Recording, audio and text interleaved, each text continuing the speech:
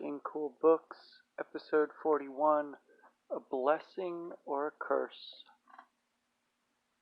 Though it jumps back to Lyra's world to follow Lee Scoresby, and to the Cittàgazze countryside with Serafina Pekkala and the witches, before concluding in yet another world where Rudascati and the angels, the lighted Fliers of the title, are about to meet Lord Asriel, Chapter 6 actually parallels its predecessor quite closely in some ways, the most obvious being it cuts straight from Will reading his father's letters to Lee hunting news of Stanislaus Grumman.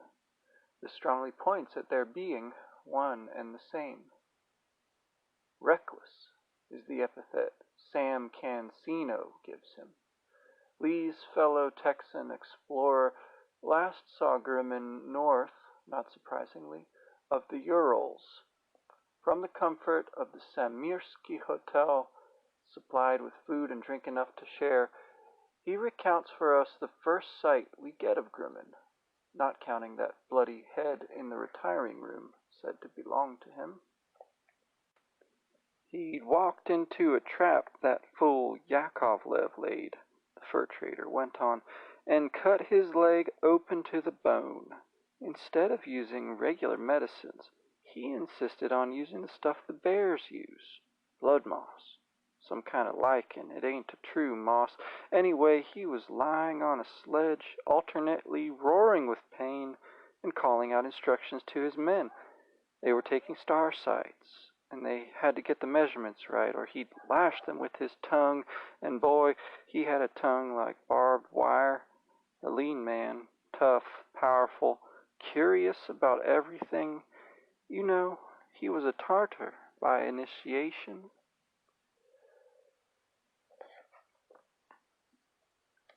So, the bear boy motif comes in. We saw Will related back to the bears, and he will be again. It's this time his father insisting on staunching the wound with blood moss.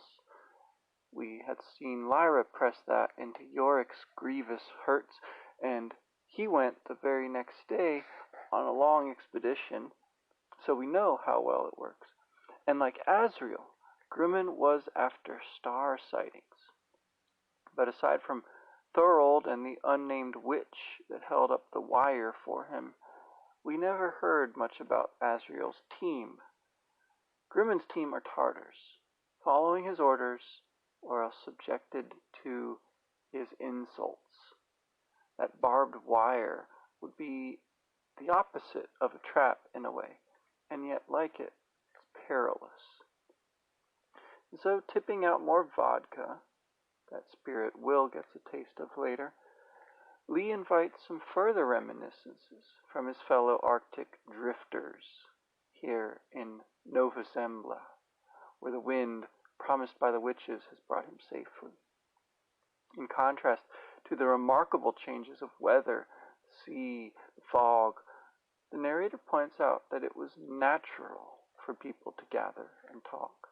Thus, what otherwise might seem a contrived scene of information gathering is made simultaneously an expression of human nature and a reflection upon these remarkable events by otherwise ordinary people whose perspective we so seldom get to see in these sorts of adventure stories. As we're told, it was a bad time to work, and so the bar was full. Pullman develops this idea in more detail in the first installment of the Book of Dust, where the Trout, a real-world pub transposed into Lyra's world, is also the home of the main character, Malcolm. But such pubs, inns, are a mainstay of the RPG genre, going back to the Green Dragon or the Prancing Pony in The Lord of the Rings. Here, an elderly seal hunter, his lemming demon, can attest to having seen firsthand how Grumman had his skull drilled, and, significantly, he also knows he had another name, a Tartar name, he thinks, though he can't recall it just at once. He also can place the event at a location that Lee turns out to be familiar with, having flown over it. and when he flew over it, maybe he just possibly dropped a turquoise ring by accident, as we'll see. At this place where the tribe, the Yenisei Paktars, dwell at a fork of the river, marked not that different from John Perry's landmark, with a rock. This one's the size of a house. Though the drilling inducted him, it sounds like it didn't make him a shaman, for he was first recognized as a shaman by the tribe. And it goes on for 2 days and a night, so it's quite the ritual. And in a simile which brings us back to the chapter title, it involves a bow drill, like for lighting a fire. Now Sam Canzino pops back in to remark how his men listened to Grimman like nervous children. And there's another simile here with some mythic overtones. The man's curiosity was as powerful as a wolf's jaws. He asked, ignoring the pain of his trapped leg, as Will have to ignore the pain of his wounded hand, all about the land, the animals, making notes on every damn thing. And in this he resembles Mary Malone in the world of the Mulefa. Tantalizingly, Cancino has also heard that there was a witch that wanted him for a lover, but he turned her down. Lee Scoresby thinks of Serafina Pekkala, but we should also be thinking of the witch who spoke to her after their council, the young witch Utakamainen. Ominously, the seal hunter intones at this point. It's like a choice, a blessing or a curse. You can't choose neither. And Lee correctly hits upon the reason for Grimman choosing as he did, that he was faithful to another woman. Then, he finally asks what he's really after, the whereabouts of that magic object that he's heard stories of. And they can confirm that Grimman knew where this object was, and that he's killed to protect the knowledge. Just like what Will did about the other secret of the window. And in tried and true RPG fashion again, the barman puts in his word.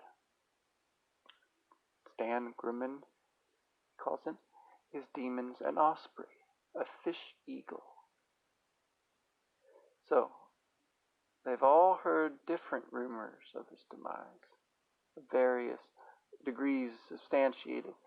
Maybe it was the Skraeling Wars in Bering Land, that is, around where he would have first come through the window, more or less. Maybe he was shot there. Or maybe it was on Sakhalin, an island north of Japan, where he was buried by an avalanche, by 100 tons of rock. Or maybe both really did happen, but he somehow survived them. Or maybe they were tricks, like Asriel's with the severed head, to throw pursuers off the scent. Lee wonders, was he prospecting? Was he working for a military? Or was it something philosophical? Because, like Asriel again, he was interested in stars, had a passion for the aurora. As for his interest in ruins, though, that sounds more like Will's childhood imaginary games again. Anyhow, Lee gets pointed to his next stop, the nearby observatory of the Imperial Muscovite Academy. And crucially, he stops his audience's curiosity, which was hardly wolf-jawed in the first place, with a very satisfying, workmanlike explanation. He owes me some money. So the talk gets pulled back to the big news, catastrophic changes following Lord Asriel's experiment. We get a set piece that's similar to some of those arresting descriptions of the aurora in the first book. "Fisherman," said the seal hunter, "they say you can sail right up into that new world." "There's a new world," said Lee. "As soon as this damn fog clears, we'll see right into it," the seal hunter told them confidently. "When it first happened, I was out in my kayak and looking north just by chance. I'll never forget what I saw. Instead of the earth curving down over the horizon, it went straight on. I could see forever, and as far as I could see, there was land and shoreline, mountains, harbors, green trees, fields of corn forever into the sky. I tell you, friends, that was something worth toiling 50 years to see. A sight like that. I would have paddled up the sky into that calm sea without a backward glance, but then came the fog. So I butchered it a little bit, but that damn fog, it's hard to see through, seems to correspond to the specters in the telling that we'll get later in the chapter. It's that which obscures the beauty of the Chittagazzi world and makes going there dangerous, if not impossible, for grown-ups. And at last, as memories tend to do, the seal hunter tosses up the information he wanted all of a sudden. That other name is Jopari. To Lee it sounds Nipponese, Japanese. And as for Grumman's heirs and assigns, they're ironically close to the reader, though Lee will never meet this Jopari's son in his lifetime. The scene shifts now to another conversation in the fog, up there at the observatory. This one is bookended by a couple of talks with the sled driver, which proved to be, in their way, more important for Lee's search than anything else he hears. The driver, an old Tartar from the Ob region, that's apparently just south of the island of Nova Zembla, so near the Yenisei. This old driver agrees to take Lee after haggling.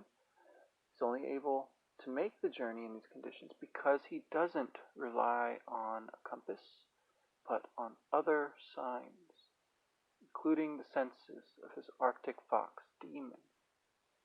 Lee can tell his compass isn't working due to the confusion of the magnetic field. Similarly, he respects the knowledge he can gain over coffee with his driver just as much as the more technical information he ends up gaining from the learned natural philosophers at their destination. In heavily accented English, or as it's conveyed by Lee's broken comprehension of whatever language the two of them communicate in, we hear, "This happened before, this thing." What, the sky opening? That happened before. Many thousand generation. My people remember. All long time ago, many thousand generation. Skyfall open and spirits move between this world and that world. All the lands move, the ice melts, then freeze again. The spirits close up the hole after a while, seal it up. But witches say the sky is thin there, behind the northern lights. What's going to happen, Umak? Same thing as before. Make all same again, but only after big trouble, big war, spirit war.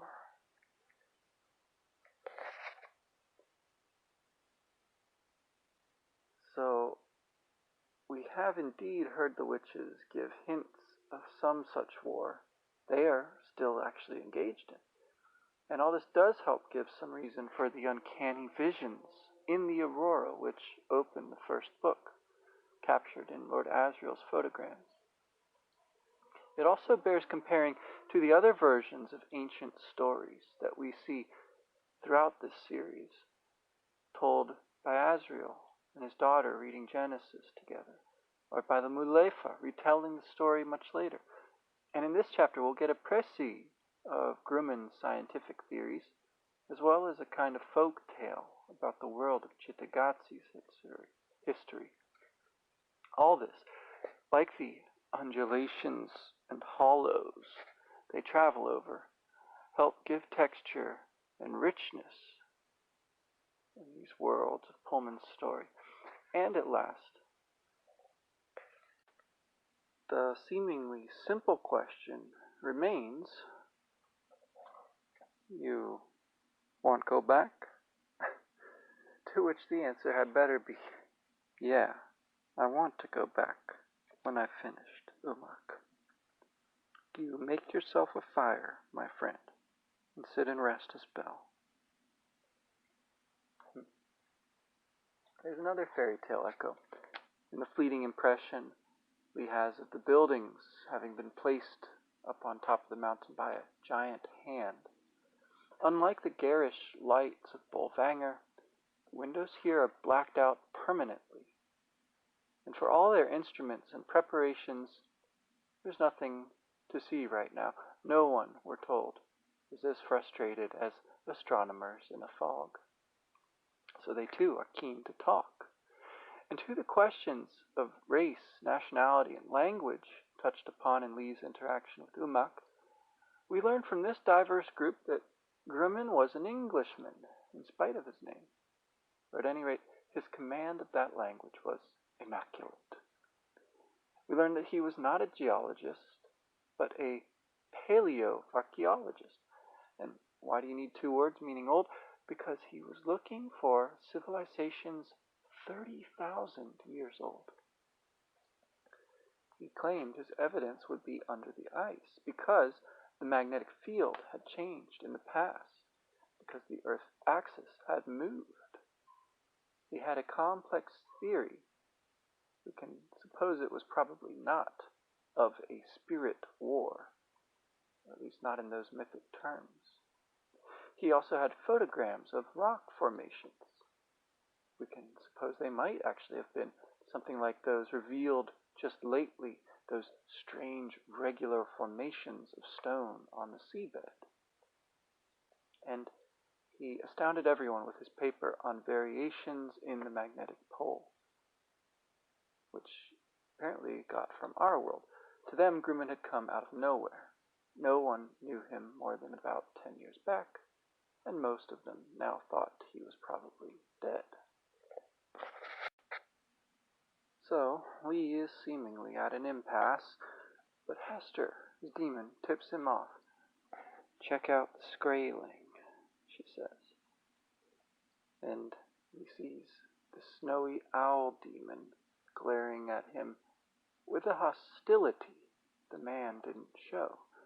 He sees, too, his ring with the church's symbol, presumably a cross, and that helps to explain that this must be the representative of the magisterium, required at all such research institutions to suppress the news of heretical discoveries, should they arise. And remembering Lyra, and very much channeling her, Lee asks about dust. The very word sets off a burst of attention, focused on the Skraeling, though no one looks directly at him. And trusting Hester to be inscrutable, and with a childlike, cheerful innocence, Lee apologizes for having asked about something it is forbidden to know. Truthfully, he says, he heard about dust from a passenger, and that they never said what it was. That plural singular use of they, leaving the passenger's gender identity open. Just that it was some celestial thing, like the aurora, celestial, and aurora, of course, having more than one meaning, relating to the sky, to heaven, to northern lights, and to dawn. And, truthfully again, Lee's puzzled, knowing the skies pretty well, never having come across this thing. And, as you say, a celestial phenomenon is the Skraeling's only politic reply. It has no practical significance. Now, like the driver, Lee makes his way down the path following his demon. Hester's close to the ground, and this also helps her dodge the ambush of the owl diving at her. She warns Lee in time for him to evade the arrow that follows. He whips around and fires his revolver, hits the Skraeling, incapacitating his demon too, who turns at once from predator to clumsy, fainting prey. Even with Lee's pistol to his head and bleeding out from his wound in his leg, the zealot is unrepentant. He says, "It's too late. I've already sent a messenger bird.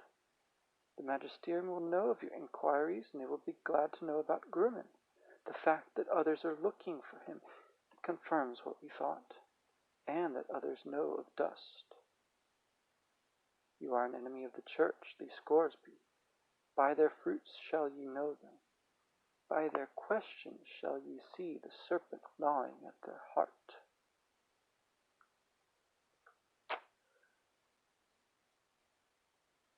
That first part, by their fruits, comes from the Sermon on the Mount, it looks like. But either the gospel text is different in Lyra's world, or the Skraeling interpolates an image from somewhere else. Looks like it's used in Nathaniel Hawthorne, of all places, about the serpent gnawing at the heart. Probably used other places too. The corresponding animal image in the original gospel text would be the wolves in sheep's clothing, as far as I can tell.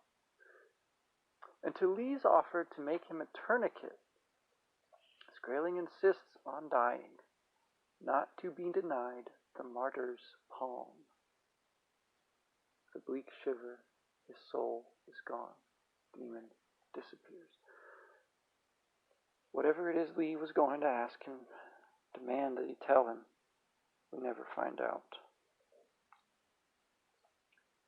Instead, we get a remarkable little piece of ekphrasis. That's writing about a work of visual art. This ensues as Lee is reminded by the look on his face of a painting of a saint he saw once.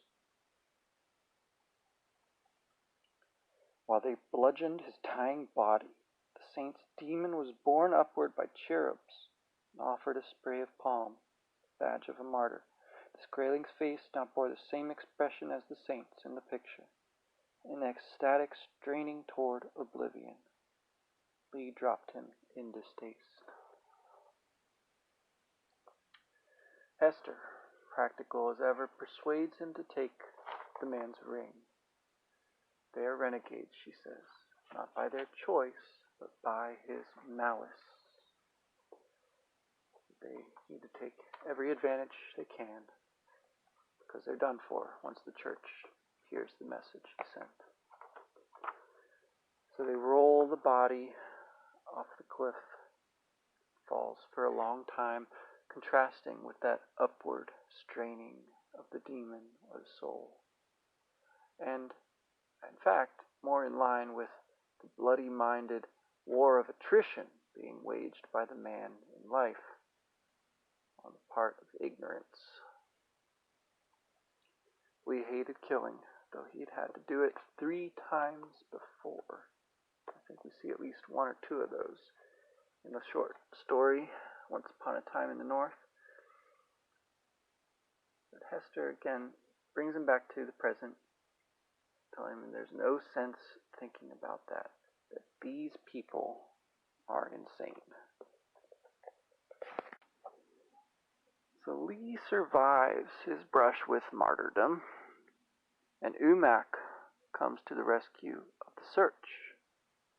Turns out everybody knows Dr. Grumman, and that the name Jopari is not a Tartar name, but that he's familiar with it. And when you hear it or read it out loud, Jopari, say it out loud to yourself, you can probably hear what it might be. Now, whether it's due to the danger evidently surrounding the pursuit of him, or, as it sounds, more likely out of respect for Dr. Grumman's own wishes to remain incognito, Umak won't say much. You'll never know the truth from me. But he does tell Lee that he better ask his tribe, the Yenisei. He does say maybe he's neither dead nor alive. but in the spirit world. So Lee takes a ship passage with his balloons to continue the search. And the scene shifts once more, radically this time. Pick up with the witches on their search. Along with the strange winds and fierce giant birds, they've also found edible plants, rabbits, water, all staples of long fantasy world voyages. But this journey flies by, for there are the spectral forms that drifted like mist over the grasslands and congregated near streams and low-lying water. In some lights they were hardly there at all, just visible as a drifting quality in the light, a rhythmic evanescence, like veils of transparency turning before a mirror. What a bravura piece of imagery there. What we get next is the lovely pun. They mistrusted them at once. Mistrusted. Anyway, in a violent parody of language recently used of Stanislaus Grimmen and the Skraeling, we hear, alive or dead, they're full of malice, Seraphina replied. And in a hint at that object of magical protection that Lee is after, they wonder what weapon could harm them. Earthbound as the specters are, though, the witches can at least avoid them easily enough, till they come to a river crossing. In the afternoon sun's rich, oblique light, where they see a party of travelers with no visible demons get ambushed by these specters coming down from the trees. Their prey flees, the riders escaping in either direction. But in one of the witchiest moments, Seraphina bids her warriors stay aloof. Don't interfere, she tells them. They become, in short, like us, readers, observing without intervening in the story. What changes this eventually is not how Seraphina realizes that the children couldn't see them, and that the specters weren't interested in them. It was not how the old woman tried to hide, holding up her children as if offering them up, offering oblates. And it's not even how the monsters feed on their victims, but it's how one particular father, frozen as he tries to ford the river, lets go of his child and looks on with indifference at his son drowning beside him. This, and not the likeness to the vampire or the gorging on some quality, be it soul or demon. This is too much for Seraphina, and it proves almost to be her doom as she feels the dullness at the edge of her heart before she's pulled away from the specter's grasp by her sister Rudiscati and pulls the child to safety with them. The arrow they fire at it has no effect on it, just as the specter seems not to affect children, at least not directly.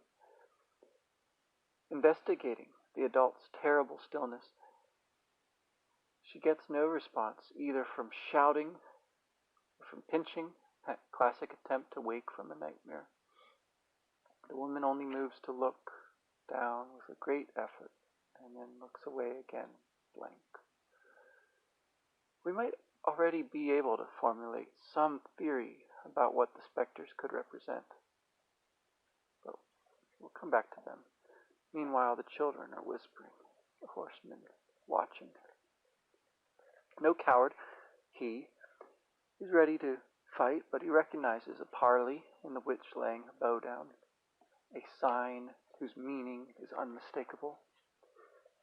His attributes of calm wariness, sorrow, of a strength hard to reconcile with his behavior at the river, are all as intriguing to the witches as they must be to him. Joachim Lorenz will turn out to be a minor character, like Umak or the seal hunter, appearing just in these passages, but he provides a true window into his world of Cittàgazze. Do you treat with the devil? He asks first, like the superstitious children stoning the cat. But to his credit, he recognizes times have changed. He explains that it is the law to do what they did, run away, or else the children will have no one to watch after them. And he explains how the cities now thronged with specters, whereas there used to be no more than a dozen or so in each place. He can't help the witches look for Lyra. It seems he left town before she arrived, but he does report seeing troops of angels making for the pole. It seems that as Thorold knows of angels without ever having seen one, in this world, demons are invisible, but angels can be seen passing through. There were more recently, as in his grandfather's time. And in exchange for helping them watch out for more specters, the witches learn from him more of what led to this nothing in their eyes, and these adults who become bleak, dumb, indifferent. And from these others, so grim, so stern, so seemingly immortal in the light described here. The evening sun suffused the air with a golden light in which every detail was clear and nothing was dazzling, and the faces of the children and the man and woman, too, seemed immortal and strong and beautiful. So it seems, but it's in the light of the embers of the fire and under the moon on the hills later that we get the history of this once happy world. With the witches, we listen wide-eyed to Joachim Lorenz's tale of sea trade, street festivals, masked lovers, but how 300 years ago it went wrong. That is, around the same period in our world, the waning Renaissance, the wars of religion burning themselves out after the Reformation, and the scientific revolution hardening into enlightenment. This was either due to the actions of a guild of philosophers in the Torre degli Angeli, or was it as the judgment for some great sin, or both, that gave rise to the specters that came out of nowhere, which might be simply the case. We have to imagine, and it might not actually be that hard, what it is to live in a world where families fall apart, enterprises fail, where investors can't trust their brokers, where lovers can't trust their vows. It's not in a remote Garden of Eden, but in that tower of angels Lyra and Will have already seen in its square. That's where the trust and virtue fell out of his world in Lorenz's telling. His name seems to mean laurel, like the wreath given to poets. He glosses the name Cittàgazze for us then, as the city of magpies, because of how its philosophers steal while creating and building nothing. They steal from other worlds. Of course, this is just a particularly negative view of how Pullman himself describes his authorship, as stealing shiny bits of story. But you'd have to add in the dedicated work which follows that process of making it into something new. The witches must be taken aback by this too, because he says that they know about other worlds. These philosophers discovered a spell to walk through a door that isn't there, or a key that opens where there isn't a lock. I think the contrast with that language from the Sermon on the Mount, although it's mangled by the scaling, of knocking and answering is salient here. And perhaps this is what let the specters in. Philosophers even use it still to bring back ideas, corn, pencils. This secret is the source of all their wealth, as he says bitterly. And out of everything that's just been revealed, Serafina lays her finger on what he calls the greatest mystery. Why don't the specters harm children? His theory is that their innocence repels the specters. Specters either don't see or don't care about the children. The children certainly cannot see them. So the great theme of innocence and experience is heralded by dust and recapitulated here with respect to the specters in a kind of inverse form. Maybe they are particles of anti-dust, as each quantum subatom is said to have its antiparticle. And corresponding to the indifferent adults are their orphans, bands of whom roam, hiring themselves out to look for food and supplies. Also the philosophers, scavenging from other worlds. They drift about and scavenge, which is sort of what the specters do too. Like parasites, they don't kill their host. That is, until the great storm. Quite accurately, he says it was as if the world was breaking apart. A fog came and covered the world. When it lifted, or receded back into Lyra's world, the cities were full of the specters. All the adults had to flee, and now it seems there's really no escaping.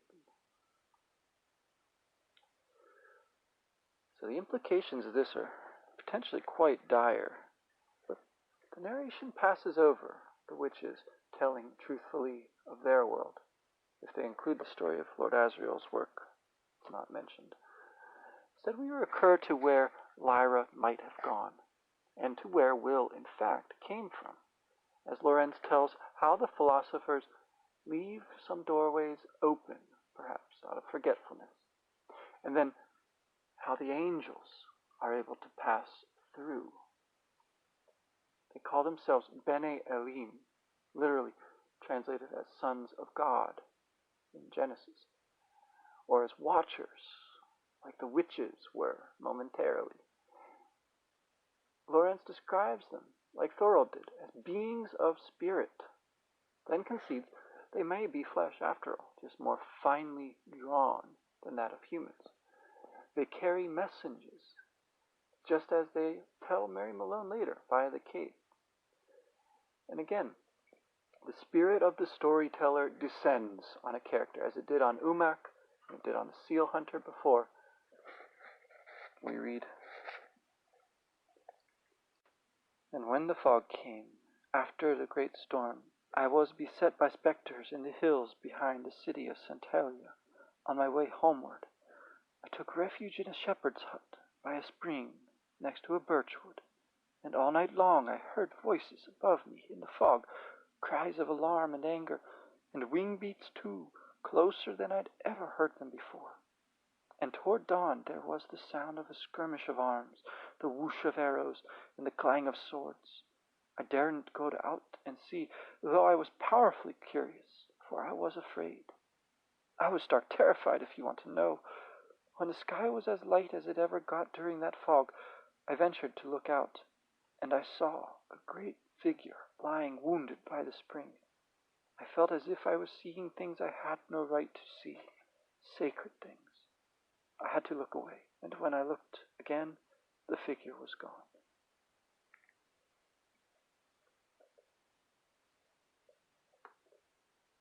So,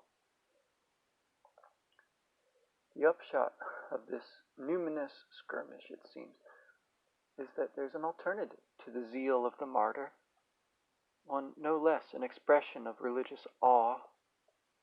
For curious as he was and terrified as he was, he looked and saw that great figure, that thing he felt he had no right to see.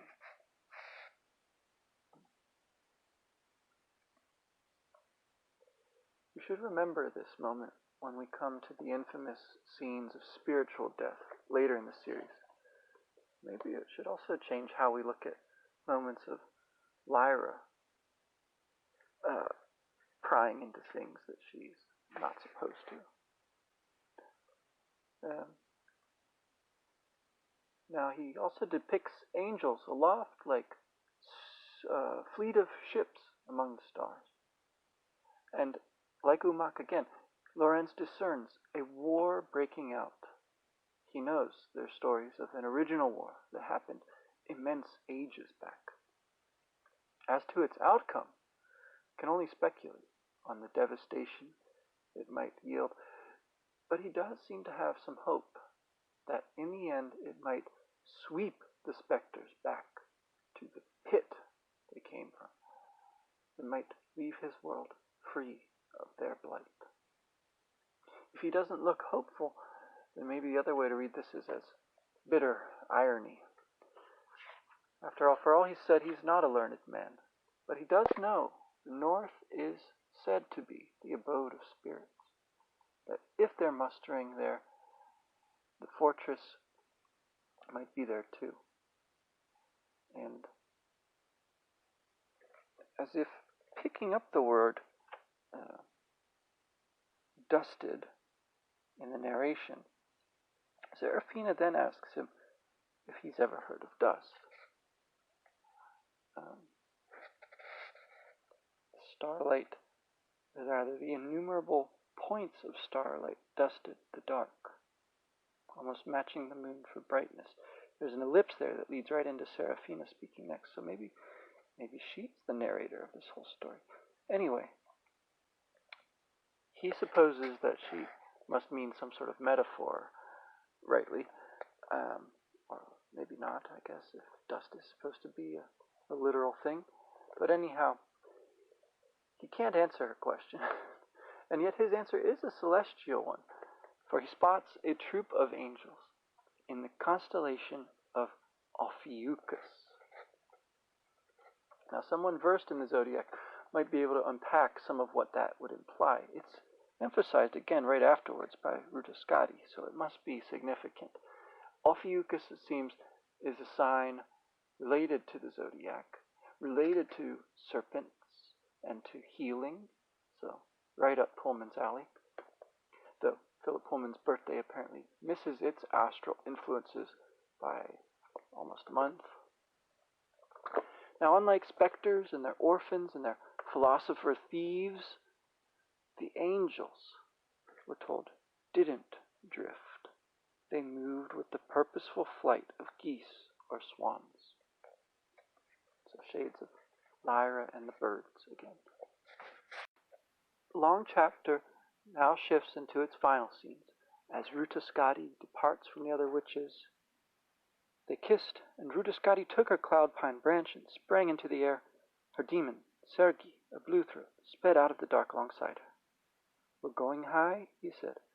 "As high as those lighted flyers in Ophiuchus. They're going swiftly, Sergi. Let's catch them." And she and her demon raced upward, flying quicker than sparks from a fire. Thea rushing through the twigs on a branch and making her black hair stream out behind. She didn't look back at the little fire in the wide darkness, at the sleeping children and her witch companions. Didn't look back. And those fires might recall the drill used in trepanning, and a bit of the Promethean themes of this whole chapter. Again, in contrast to all that are the lighted flyers of the title. We're told, "They shone not as if they were burning, but as if, wherever they were, and however dark the night, sunlight was shining on them."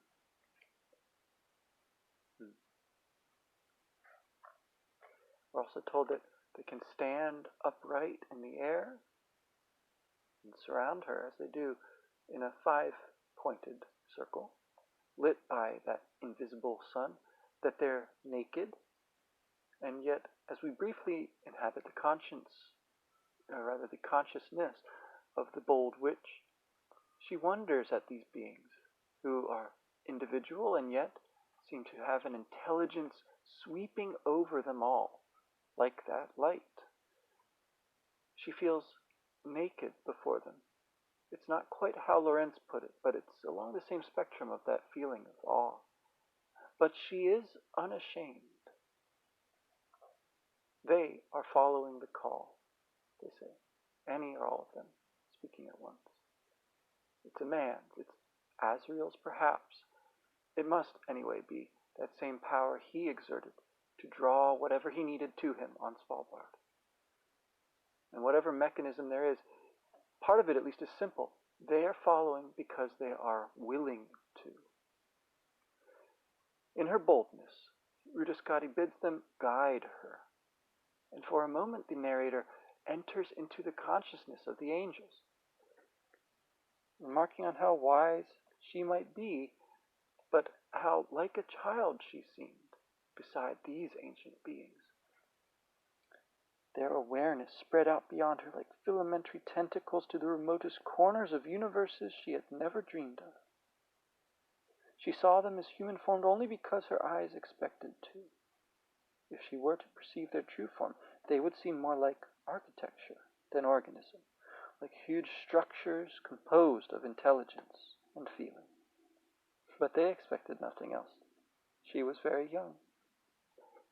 That little passage there echoes the interlude with the master and librarian all the way back at the start of the first book, speaking of the old and the young. Now we're carried forward by their airstream through dawn into clear air. They become less visible, and we're carried along by the witch's fierce joy of those immortal presences, about how she rejoices in her blood and flesh, in the rough pine bark she felt next to her skin, the beat of her heart and the life of all her senses, and in the hunger she was feeling now, and in the presence of her sweet-voiced blue-throat demon, and in the earth below her, and the lives of every creature, plant and animal both. And she delighted in being of the same substance as them, and in knowing that when she died, her flesh would nourish other lives as they had nourished her. And she rejoiced, too, that she was going to see Lord Azrael again. So I take this long passage to be a moment of the sort of joy we might see Lyra experiencing, learning to read the alethiometer, but seen from a more mature, a wise vantage point here. The problem, I think, though, is that the meaning of wisdom has been deeply questioned in the activities of those philosophers, those so-called lovers of truth and wisdom, and also by the juxtaposition of Ruta Skadi with these ancient beings. Any maturity and wisdom she might have is thoroughly cast into the shadow of their enormous intelligence, we're told about, but get very little evidence for. So all that is just to say, I think there's a lot more going on here than I have really been able to, with my limited intelligence, divine so far. Now once more, by the changed quality of the air, Ruta Skadi can tell she's passed into another world. We learn that there are some gateways that she cannot see, but the angels can. So maybe that's the nature of their intelligence, at least a part of it. She, for her part, can fix her attention and memorize exactly where this spot is, though. It's an incredible example of fully adult intelligence, the sort that dust is attracted to. And she and the angels make their way to Azrael's fortress, described like eagles. And the description of this, of course, is quite remarkable, but we'll probably have occasion to discuss it in more detail later in the series. So I'll pass over it for now. This has been a relatively long chapter already. There's that description of the velvet of the heavens that we're familiar with from the alethiometer's cover. Those spears of black rock, you might remember from Svalbard, only made even more immense here. This is the wreckage of some universal catastrophe, but it's outlined in brilliance, like that halo sort of thing we saw around Azrael's head at the end of the first book. He's got his basalt walls, a half hill in height, whose extent is measured in flying time. He's got his fires and furnaces, the clang of hammers, like in William Blake's poem, The Tiger. And their flight is not alone. There's angels and other machines coming from all directions to this place at the edge of the world. And again, Udascati's temerity on display. She says, "You must be my guard of honor." And obediently, they spread their wings and set their course toward the gold-rimmed fortress, with the eager witch flying before them. Again, kind of like the wary fiend, where Pullman took the title of his entire series. So, between Fires and Fliers, there's a lot of excellent language, imagery, wordplay, allusions going on in this chapter. I think I've just scratched the surface of it, but I think it's really time to stop now. So I'll let you go with thanks again for listening. Till next time. The podcast you just